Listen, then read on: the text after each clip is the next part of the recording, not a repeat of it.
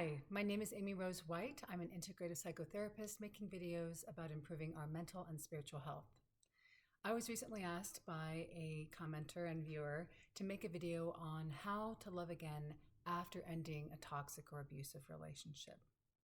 It's such an important and wonderful question because one, it suggests hope, and a lot of us don't have that when we've exited a really dysfunctional, abusive, toxic, narcissistic relationship, whether that's 3 months, a year, or 20 years.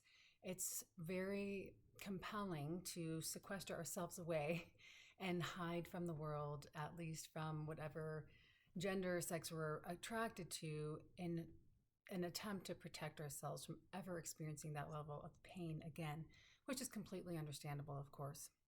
However, we are really here to connect. And while not all of us are perhaps meant to be in a romantic relationship, if you desire that after you've been in a difficult circumstance and romantic dynamic, you deserve to be able to do it and to feel safe and open in your body without total fear, apprehension, and constantly second guessing yourself, which is often the case for people who try to begin again after this kind of dynamic.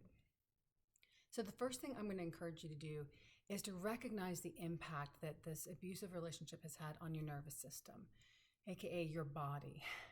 When you are at work, when you're with your kids, when you're with your friends, you may notice a very different sense of energy versus tightness versus relaxation versus even just awareness of your physical body, usually including agitation when you start to think about a romantic relationship in the future, or someone who you're interested in, or someone being interested in you. There starts to be a tightening of the chest, a shortening of the breath, sometimes a constriction in the throat. Maybe you get a headache, a stomach ache when you think about it. It starts to become something that you desire, you're thinking about, and then transitions to something that's actually causing your body to have a fear response. Why? Because your body has built a very strong association between love and pain.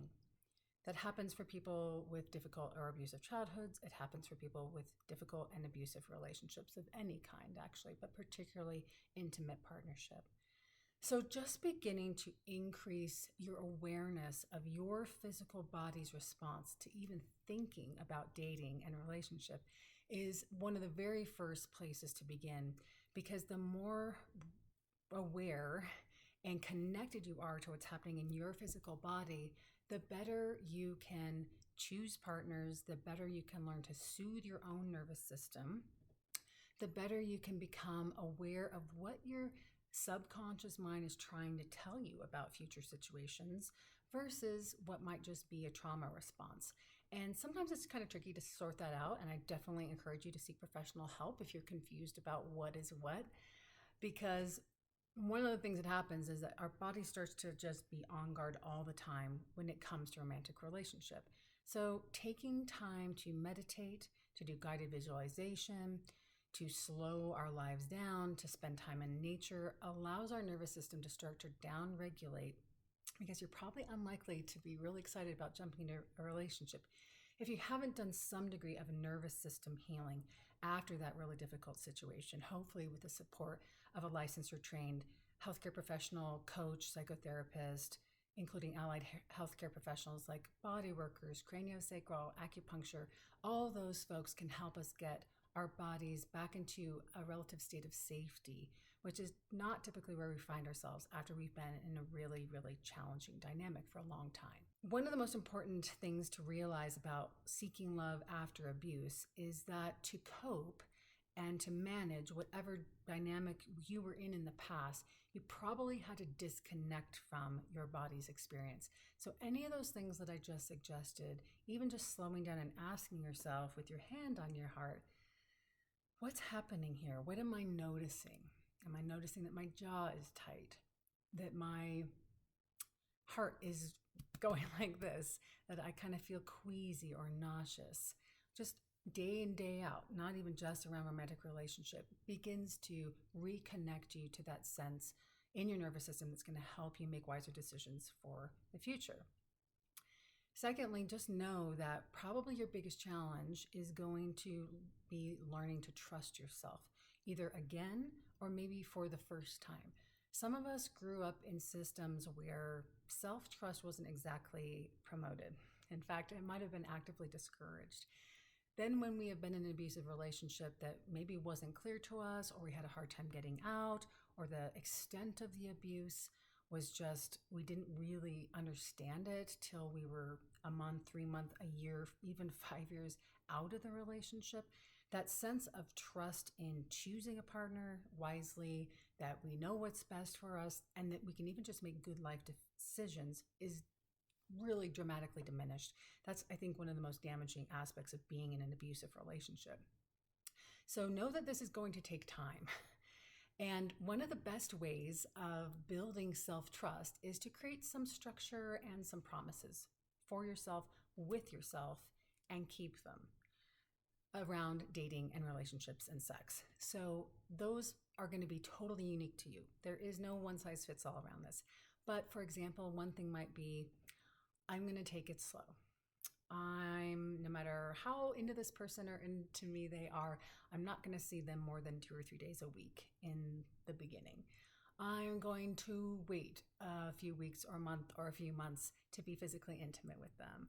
I'm going to see how I feel before carving out extra time for them. I'm not going to cancel plans I already have to see this person. Things like that create boundaries around not losing ourselves in relationship that give us enough space and time and a little bit of breathing room to actually observe this person. And in prior abusive relationships, often we didn't give ourselves that time.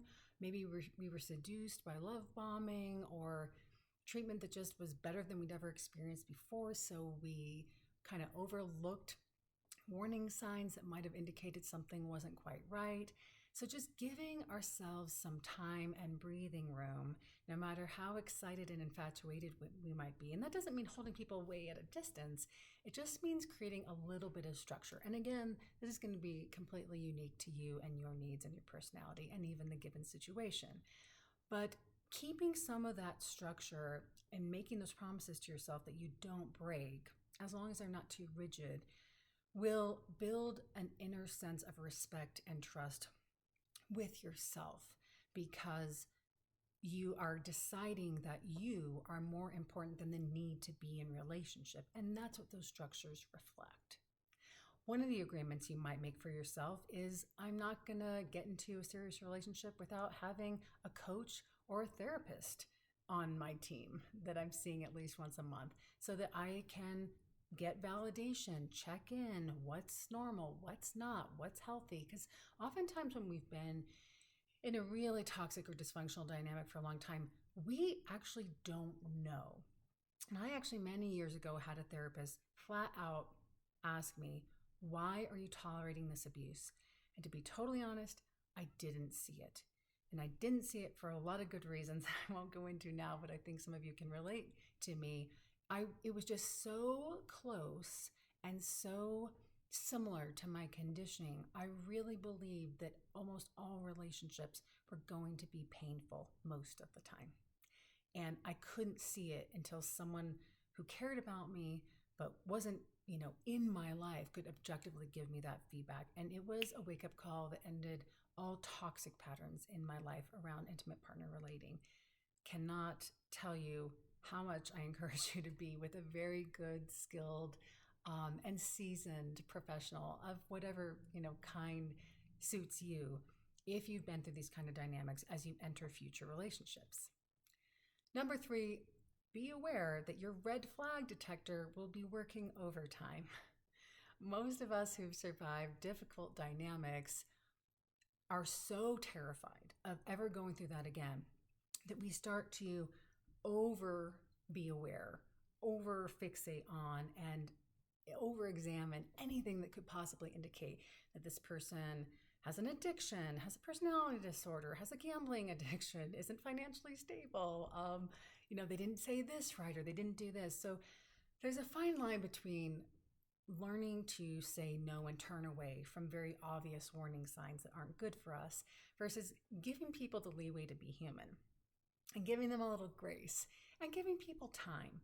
So if someone seems really compelling to you, you have a lot in common with them, They're asking you questions about you. They seem genuinely curious about you. You seem to have lots of things in common, and you just kind of are at ease in your body and have fun around them. But they also maybe did a couple things that make you skeptical, unless it's one of those really obvious red flags. I would always say to give a person 3 dates. Give a person 3 times to reveal, does that weird wonky thing happen consistently over time? Or maybe were they just nervous? Or maybe were they self-conscious? Or maybe were they distracted because of something that happened on the freeway right before they came to see you? You know, people are people. A million things could be going on. So that's one way of just kind of tampering that red flag detector from over amplifying potential warning signs and giving good people a chance. 4, know that protective mechanism that may keep people out, and you may do that, is normal. So if you just need a time where you're dating and it's like, no to that person, no that person, no that person. I am one of those people who spiritually believe that what is meant for you cannot be missed.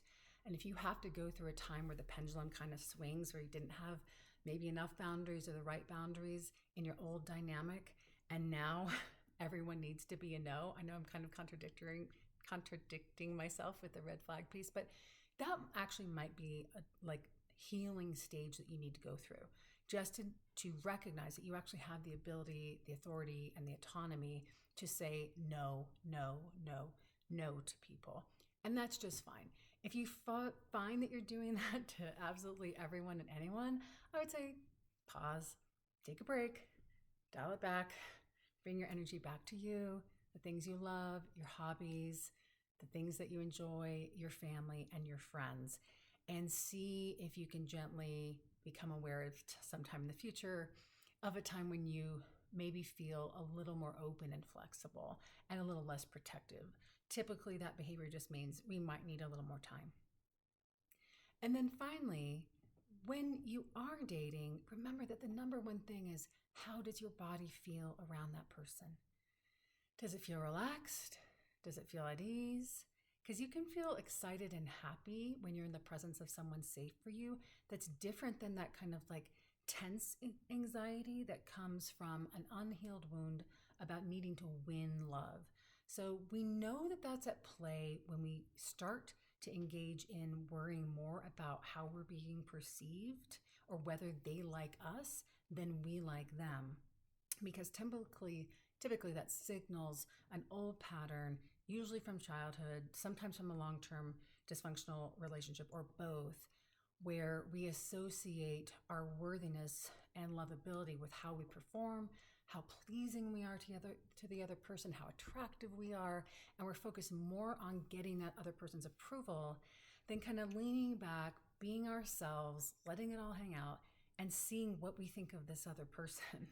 How do we feel around them? So be sure and focus more on your body's experience of being with someone than any performative kind of behavior or how you're coming across. And again, be curious about your own fear of vulnerability. Be aware when it comes up and seek professional support.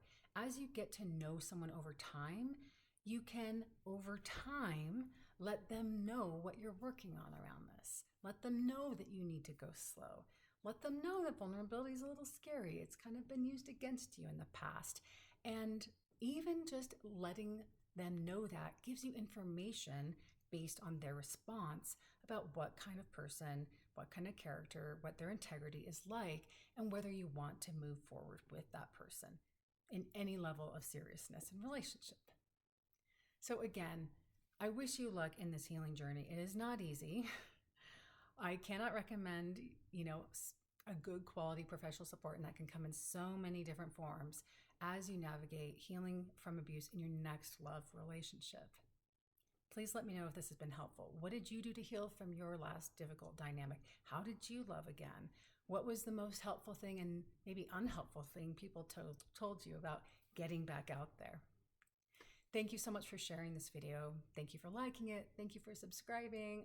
Thank you so much to my new subscribers. I really appreciate you. Keeps me wanting to make more videos. It's really fun, active service for me. And until next time, may you be safe, may you be happy, may you be well. See you soon.